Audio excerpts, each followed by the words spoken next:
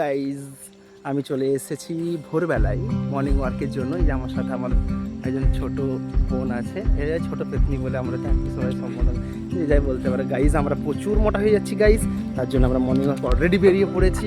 দেখুন চারদিকে বন আর মাঝখানে রাস্তা, তো প্রচুর হাতিও আসে গাইজ। আমি বেরিয়ে পড়েছিলাম মর্নিং ওয়ার্কে। তো মর্নিং ওয়ার্কে ফিরছি, এই দেখুন ওই দুপাশে জঙ্গল আর মাঝখান দিয়ে সরু রাস্তা। তো বাড়ি ফিরে এসেছি, বাড়ি ফিরে এসে বসে গেছি একদম চায়ের টেবিলে। তো চা খেয়ে এবারে আমি একটু টিফিন খাবো। চা বিস্কিট খেলাম, দিয়ে টিফিন একটু খেলাম, আর রুটি আর একটু মিষ্টি দিয়ে আমরা একটু ঘোরাঘুরি করে এসে দেখি মায়ের রান্না কমপ্লিট।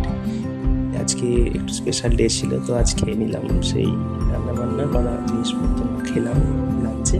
খেয়ে আমরা একটু ঘুরতে বেরিয়ে গেছিলাম ফটোশ্যুট করতে, সে আপনাদের চেনা জায়গা। তো ঘুরে এসে বিকেল প্রায় 5:30 হয়ে গেছিলো, সেখানে একটু চা খেয়ে, শীতকাল তো চা না খেলে একটু গাটা শরীর টরীর একটু কেমন লাগে, আমি যাচ্ছি না ঠিকঠাক। তো চা খেয়ে এই যে রাতে ডিনার টেবিল সাজানো হচ্ছে, সাথে আমার গল্পটি আজকে এখানে শেষ করলাম। আসবো আবার অন্য কোনো গল্প নিয়ে।